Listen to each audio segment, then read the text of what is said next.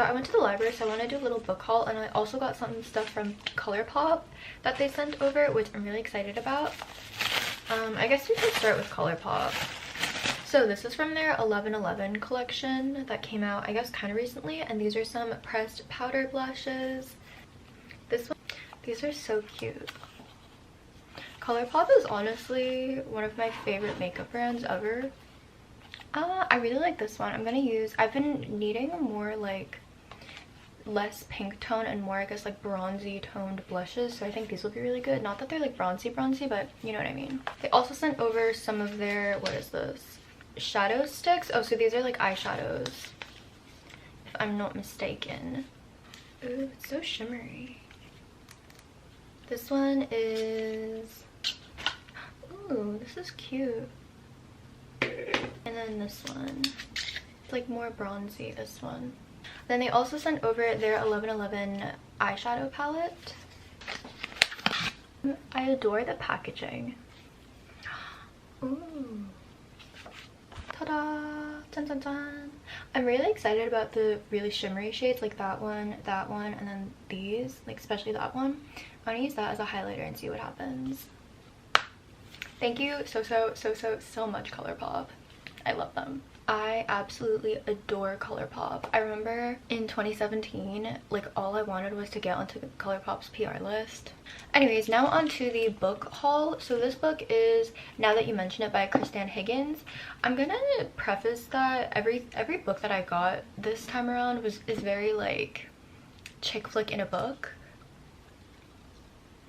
Like, they're just my guilty pleasures. Her books honestly are always a very quick read for me, and it's seriously just like watching a TV show but in book form. I don't mean that as an insult, even though I know it sounded like it, but genuinely I love her books. Actually no, I really liked one of them that I read, which I'll get into in a minute. The next book is Angels by Marian Keyes. Basically the woman, she like finds herself in Los Angeles, but because it's Marian Keyes, you know that there's going to be other more subtle details that you know are important to the story. Sorry the camera isn't focusing that much. I don't think it's used to this setup. Next book is a Christmas book, and it says Home for Christmas and it is by Holly Chamberlain. This I think would be like the perfect Hallmark movie. Second to last book here is Guilt by Jamie Brenner. Okay, I'm gonna read the summary for this. The Pavlin family built an empire on love. As the first jewelers to sell diamond engagement rings, they started a tradition that has defined the industry ever since. But when an ill-fated publicity stunt pits the three Pavlin sisters against one another for a famous family jewel, their bond is broken. No ordinary diamond ring. The electric rose splinters the sisters, leaving one unlucky in love, one escaping to the shores of Cape Cod, and the other ultimately no longer alive. Now, more than a decade later, the only Pavlin granddaughter, Gemma Maybrook, is still reconciling the reality of her mother's unaliving, or like her passing. Left orphanaged and cast out by her family after the tragic accident, Gemma is ready to reclaim what should have been hers, the electric rose. And as a budding jewelry designer in her own right, Gemma isn't just planning on recovering her mother's lost memento. She's coming back for everything. Like, this seems like a good revenge story with a lot of like family lore, and I am a sucker for a good revenge story. I don't know if that's healthy, but I just think it's like finding out the backstories in different books and seeing how an author like explains all the intricacies of different relationships that led to this point is so fascinating to me. Only in like books and TV shows, like not in real life, obviously. Okay. And then the last book I borrowed is called Blush, also by Jamie Brenner. I'm going to read the summary for this as well. For decades, the Hollander Estates Winery has been the premier destination for lavish parties and romantic day trips on the North Fork of Long Island. But behind the lush vineyards and majestic estate house, the Hollander family fortunes have suffered, and the threat of a sale brings old wounds to the surface. For matriarch Vivian, she fears that the summer season could be their last, and that selling their winery to strangers could expose a dark secret she's harbored for decades. That is a very long time to keep that dark of a secret. Meanwhile, her daughter Leah has turned away from the business years ago, finds her marriage at a crossroads, and returns home for a sorely needed escape. Granddaughter Sadie, grappling with a crisis of her own, runs to the vineyard looking for inspiration. But when Sadie uncovers journals from Vivian's old book club dedicated to scandalous novels of decades past, She realizes that this might be the distraction they all need. Reviving the trashy book club, the Hollander women find that the stories hold the key to their fight, not only for the vineyard, but for the life and love they've wanted all along. I think I'm going to enjoy Guilt more than I'm going to enjoy Blush, but I'm still looking forward to reading it. And then I guess mini book review of a couple things I've read recently. These I'm not going to make a story time on them. Actually, hold that thought. Yeah, no, I don't think I'm going to make a story time on this, but it is Always the Last to Know by Christian Higgins. I'm going to summarize it real quick, so skip like 2 minutes if you're not going to read it. So skip 2 minutes if you are going to read it and you don't want spoilers. Basically, a man has a stroke. He's like in his, what, 70s or so, and he becomes disabled from it. Like, his brain is never going to go back to normal. However, in the midst of this, we find out that he's been having an affair like for months and months and months and months, and him and his wife have actually had like a loveless marriage for a really, really long time at this point. They have 2 daughters. Sadie, who has always been like a daddy's girl. Her father was always right. Her mother was like the harsh, critical one. Like, she loves her dad. She's devastated. The first daughter, Juliet, she has been her mother's favorite from day one. Like, from the get-go. Like, to put it, like, her mother had a way easier pregnancy with her. She was so delighted. Like, Juliet was like the mom's miracle baby almost. And then when it came to Sadie, pregnancy was super hard. She didn't want to be pregnant this time. Like, she had the kid, but she was like, And when she had Juliet, like, she knew, she was like, I'm never gonna love anyone more than I love this child, even more. Like, I'm never even gonna love like my second child as much. Like, no, this baby is like my pride and joy. I would do anything for her. And then like her second daughter was like, ugh. And throughout the book, you have Sadie's love life, because she's currently dating this like New York businessman who's the negative stereotype of a New York corporate dude. Let's just put it that way. Like, it turns out he's been dating 2 other women for the past 2 years that they've been dating. 3 years maybe. Like, and all the while she can't get Noah, like her ex-boyfriend, out of her head. And they've been broken up for like years and years and years at this point, but it's the kind of love where like it was circumstantial, the reason that they broke up, and she always knew, like, I'm never gonna love someone the way I love him, and I don't think I'm ever gonna find someone who loves me as much as he does and did, both.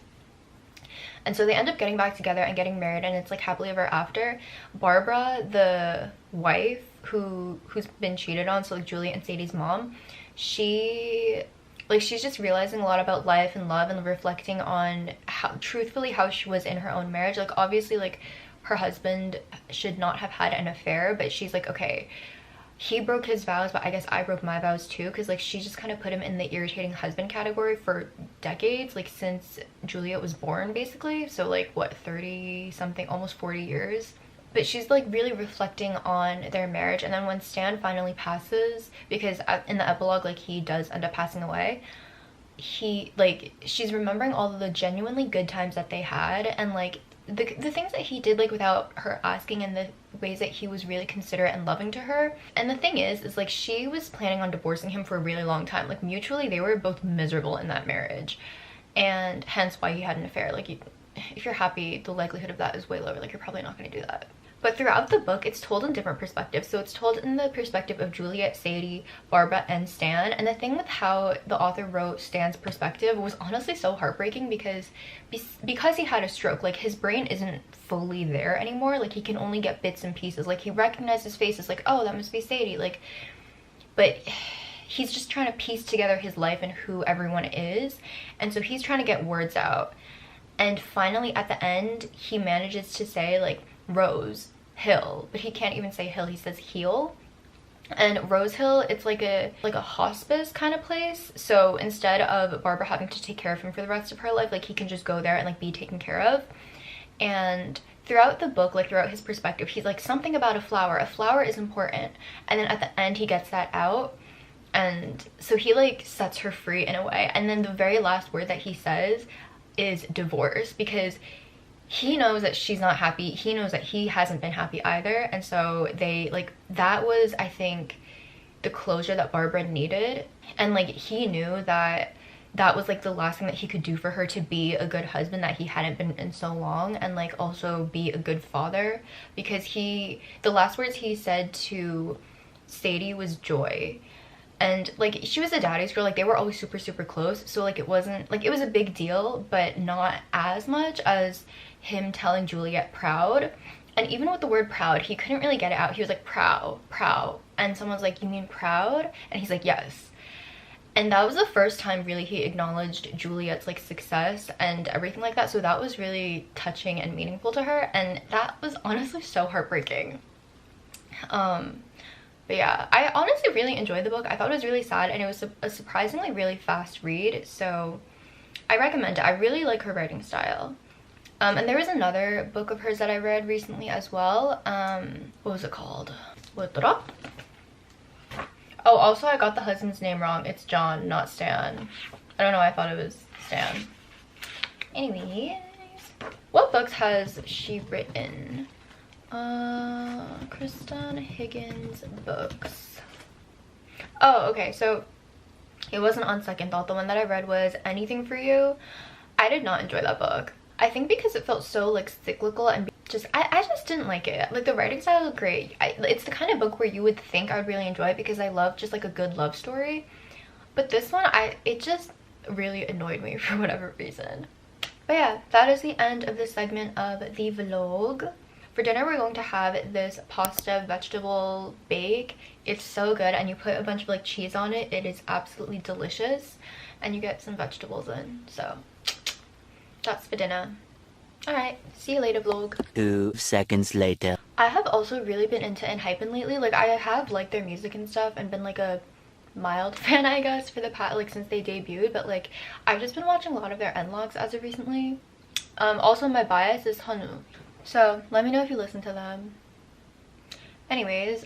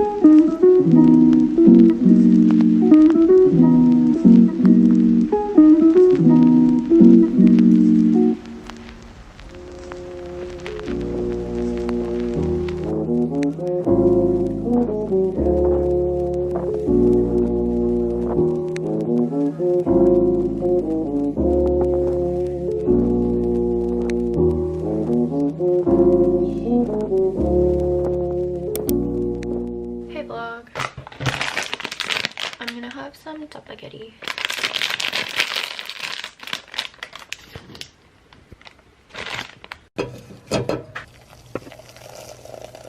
I poured a little too much water in it, so that's why it looks so watery. Hello vlog. So I'm gonna have my spaghetti and watch Dylan Is in Trouble. I have a, oh my god. So I have a makeup masterclass thing, and it's with like Kiss, the makeup brand. My current favorite lashes by them are 4 AM. I'm not wearing them right now though because I need to trim them a little more so they like fit my eye more comfortably. I'm wearing the Kamara Onyx lashes. I'll link them below. I wish this was sponsored, it's not, but they're my absolute favorite lashes. I feel like they look super natural and it feels like I'm not wearing lashes. Because for me, my biggest complaint with them is that with like wearing makeup is that it feels like, because of the lashes, it feels uncomfortable. But with the Kamara Onyx lashes, it feels like I'm not even wearing lashes. So yeah.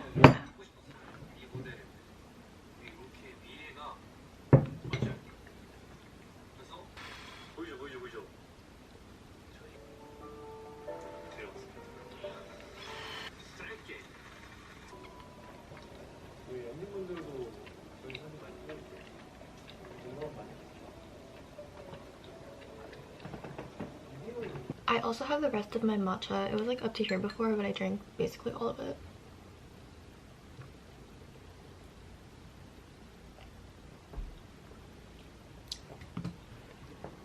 That's my tripod, by the way.